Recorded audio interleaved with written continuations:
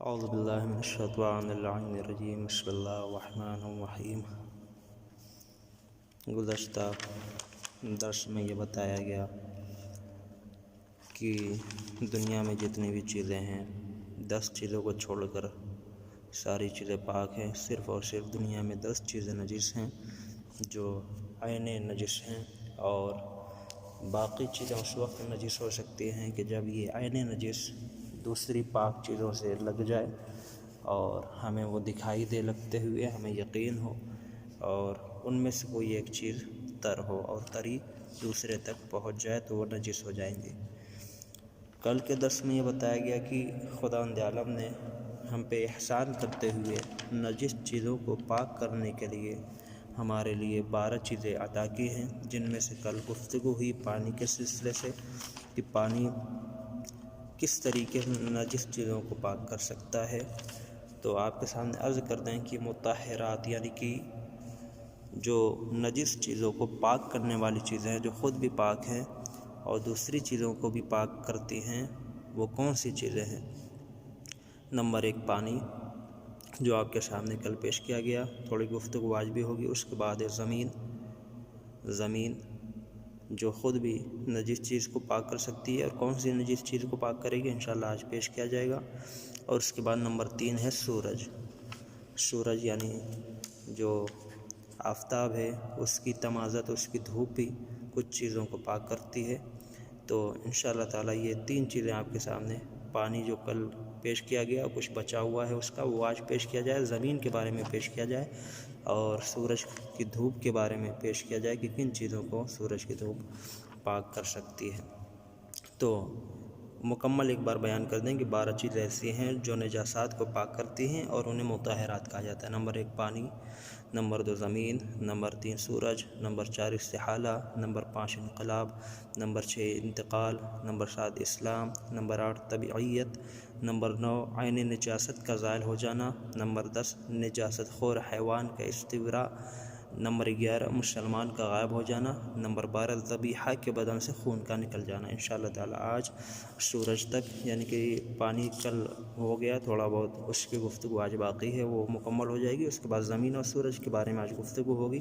کل انشاءاللہ تعالی تمام چیزوں کو مکمل کر دیا جائے گا کہ مطہرات کون کون سی چیزیں ہیں، ان کے کیا احکام ہیں۔ تو آئیے پانی کے ذریعے سے نجس چیز پاک کرنے کا طریقہ کل پیش کیا گیا۔ برتن کو کیسے پاک کریں گے، برتن کے علاوہ لباس بدن کو کیسے پاک کریں گے، اگر پیشاب سے نجس ہوا تو کیسے پاک کریں گے۔ آج عرض یہ کرتے ہیں کہ اگر پانی کے ذریعے سے زمین نجس ہو جائے تو پانی کے ذریعے کیسے پاک کریں گے۔ نجس زمین کو پانی کے ذریعے پاک کرنے کا طریقہ کیا ہے؟ زمین کی طہارت یا تو قربانی کے ذریعے سے کریں گے یا قلیل پانی کے ذریعے۔ اگر قربانی کے ذریعے ہم نجس زمین کو پاک کر رہے ہیں تو پہلے عین نجاست کو دور کرنے کے بعد یا جاری پانی تمام اجزاء نجس تک پہنچ جائے۔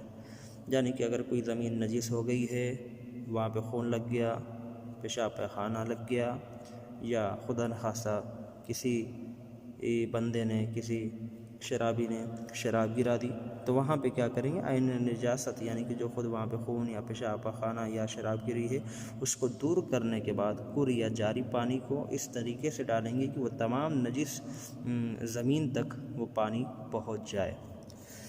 اب اس کے بعد یہ قربانی کے ذریعے پاک کرنے کا طریقہ۔ قلیل پانی کے ذریعے کیسے پاک کریں گے؟ وہ پانی جو سے کم ہے اسے قلیل کہتے ہیں۔ تو قلیل پانی کے ذریعے پاک کرنے کا طریقہ کیا ہے کہ زمین اگر پانی کو سوکھ لیتی ہو، جذب کر لیتی ہو، اور اس پر پانی ڈال کر بہایا نہیں جا سکتا ہو تو وہ آب قلیل سے پاک نہیں ہو سکتی۔ وہ زمین جو پانی کو اپنے اندر سوکھ لیتی ہو، جذب کر لیتی ہو، اور اس پر پانی ڈال کر بہایا نہیں جا سکتا ہو تو وہ زمین آب قلیل سے پاک نہیں ہو سکتی۔ نمبر 2 جس زمین پر پانی بہہ سکتا ہو اس پر پانی بہانے سے اس طریقے سے پانی بہہ جائے کہ عین نجاست بھی ختم کرنے کے بعد جب ہم پانی ڈالیں تو خود بخود وہ پانی بہہ جائے تو وہ زمین پاک ہو جائے گی۔ یعنی کہ قلیل پانی کے ذریعے سے ہمارے پاس 2 چیزیں ہیں۔ اگر زمین ایسی ہے جو پانی کو سوکھ لیتی ہے تو وہ قلیل پانی سے پاک نہیں ہوگی، ہمیں قربانی کے ذریعے سے پاک کرنا ہوگا۔ اب اس کا طریقہ کیا ہوگا قربانی کے ذریعے سے پاک کرنے کا؟ قربانی سے اس طریقے سے ہم پاک کریں کہ پائپ وغیرہ اپنے نل میں لگا دیں کہ جو ٹنکی ہے، ٹنکی سے ملا ہوا جو نل ہے اس میں ہم پائپ لگا دیں، اور لگانے کے بعد وہ پائپ وہاں لے جا کے جو زمین نجس ہو چکی ہے اور پانی کو سوکھ لیتی ہے وہاں وہ پانی عین نجاست کو ختم کرنے کے بعد وہ نل کا پانی چالو کر دیں تاکہ پائپ کے ذریعے سے وہاں تک اچھے طریقے سے پانی پہنچ جائے، تو وہ انشاءاللہ تعالیٰ سوکھنے کے بعد پاک ہو جائے گی کے ذریعے سے، کیونکہ وہ زمین اگر سوکھ رہی ہے پانی تو وہ قلیل پانی کے پاک نہیں ہو سکتی، لیکن ہاں اگر زمین پر پانی بہہ سکتا ہو تو وہاں پہ قلیل پانی کو ہم ڈالیں گے تو وہ قلیل پانی کے ذریعے سے ہی پاک ہو جائے گی۔ اب نجس دیوار بھی نجس زمین کی طرح پاک ہوتی ہے، جو دیوار نجس ہو جاتی ہے وہ اس کا بھی حکم بالکل ایسے ہی ہے کہ جیسے نجس زمین کا ہے، یعنی کیا کہ اگر کر کے ذریعے پاک کریں گے تو پہلے عین نجاست کو دور کرنے کے بعد کر یا جاری پانی کو تمام اجزائے نجس تک پہنچا دیں گے، اور اگر قلیل پانی کے ذریعے کر رہے ہیں اور دیوار ایسی ہے کہ جو پانی کو سوکھ لیتی ہو تو قلیل پانی کے ذریعے سے دیوار پاک نہیں ہو پائے گی اگر وہ پانی کو سوکھ لیتی ہو، لیکن اگر دیوار ایسی ہوگی جس پر پانی بہہ سکتا ہو تو اس پر پانی بہانے سے پاک ہو جائے گی وہ دیوار۔ تو زمین پاک کرتے وقت اگر پانی بہہ کر کسی گڑھے میں یا کسی دوسری جگہ جائے تو وہ تمام جگہ جہاں سے پانی گزر رہا ہے کیا وہ نجس ہوں گی یا پاک؟ وہ ساری جگہیں پاک ہو جائیں گی، یعنی زمین پاک کرتے وقت اگر پانی بہہ کر کسی گڑھے میں یا کسی دوسری جگہ جائے تو وہ تمام جگہیں جہاں سے پانی گزرا ہے وہ تمام جگہیں پاک ہو جائیں گی۔ تو یہ پانی کے سلسلے سے نجس زمین پاک کرنے کا طریقہ پیش کیا گیا۔ اب آپ کے سامنے پیش کرتے ہیں کہ زمین اگر چلتے ہوئے پیر کا تلوا یا جوتے چپل کا تلا نجس ہو جائے اور چلتے چلتے وہ نجاست ختم ہو جائے تو وہ پاک ہو جائے گا، لہذا زمین صرف پیروں کے تلوے یا جوتے کے تلے کو پاک کرتی ہے۔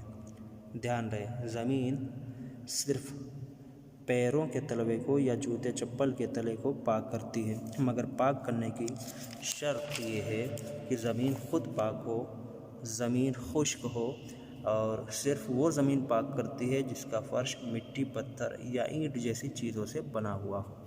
دھیان رہے، پھر اسے عرض کیا جائے آپ کے سامنے، زمین چلتے ہوئے پیر کا تلوا یا جوتے چپل کا تلا اگر نجس ہو جاتا ہے تو زمین وہ پاک کر دیتی ہے، کب؟ جب چلتے چلتے وہ نجاست زائل ہو جائے، لہذا زمین صرف پیروں کے تلوے یا جوتے کے تلے کو پاک کرتی ہے، مگر شرط یہ ہے کہ وہ زمین پاک ہو، وہ زمین سوکھی ہو، خشک ہو، اور صرف وہ زمین پاک کرتی ہے جس کا فرش مٹی، پتھر یا اینٹ جیسی چیزوں سے بنا ہوا ہو۔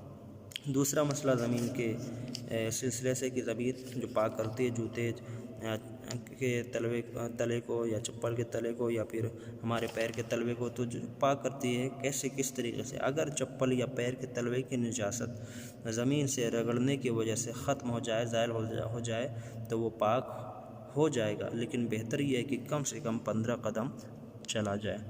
آیت العظمہ آغا سید علی خامنائی صاحب فرماتے ہیں کہ 10 قدم کا چلنا کافی ہے۔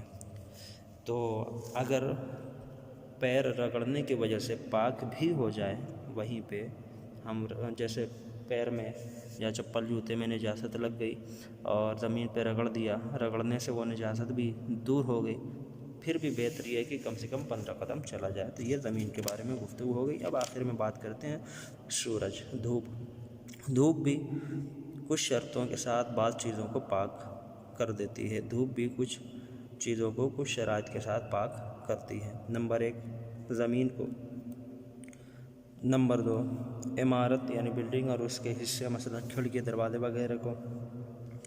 آیت العظمہ سید علی سیستانی صاحب فرماتے ہیں کہ درخت، گھاس اور کھڑکی وغیرہ کا دھوپ سے پاک ہونا اشکال سے خالی نہیں ہے۔ نمبر 3 درخت اور گھاس پھوس وغیرہ۔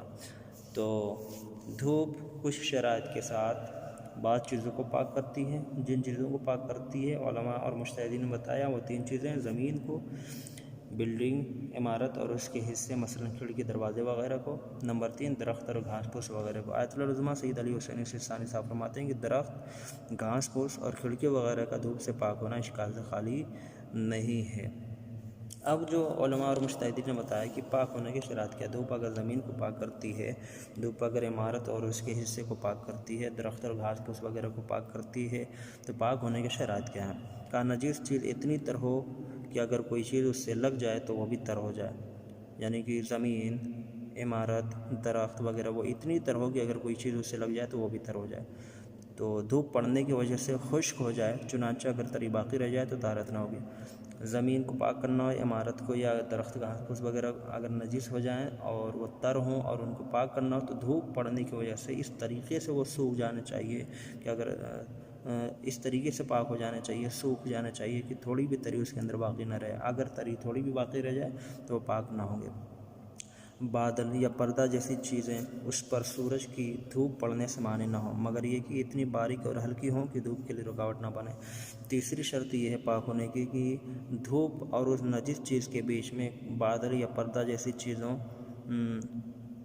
चीज़ें बीच में माने ना हो। अगर ये चीज़ें हों लेकिन हल्की और बारीक हों तो धूप के लिए रुकावट ना हो तो फिर कोई हरज नहीं है। नंबर 4, चौथी शर्त ये कि सिर्फ धूप ही की वजह से वो खुश्क हो, मसलन हवा वगैरह के ज़रिए से ना सूखे।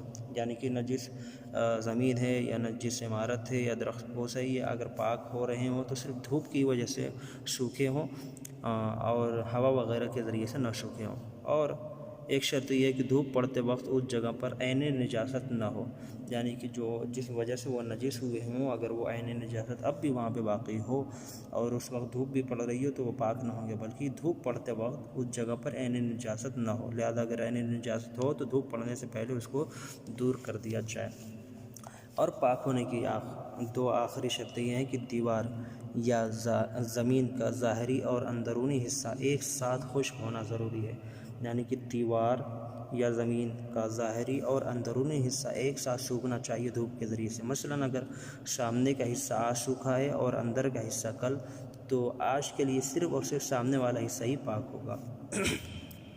और आखिरी शर्त ये कि अगर ज़मीन या उस जैसी चीज़ें नजीस हों लेकिन तर ना हों तो पानी से तर कर दें और फिर उस तरी को सूरज से खुश्क कर दें तो वो चीज़ें पाक हो जाएंगी। तो ये चीज़ें धूप 3 चीज़ें बताई जिनको पाक करती है, ज़मीन को, इमारत को और इसके हिस्से इमारत और उसके हिस्से को। नंबर 3 दरख्त और घास फूस वगैरह को ये धूप पाक करती है। उसकी शर्तें बताई कि वो चीज़ तर हों और धूप पड़ने की वजह से वो सूखें, कोई चीज़ धूप के बीच में और उसके बीच में कोई हायल ना हो, माने ना हो, और वो चीज़ें सिर्फ धूप की वजह से ही सूखें और धूप पड़ते वक्त उस जगह पे ऐन निजासत ना हो, और दीवार या ज़मीन का ज़ाहरी और अंदरूनी हिस्सा एक साथ ही सूखना चाहिए धूप की वजह से।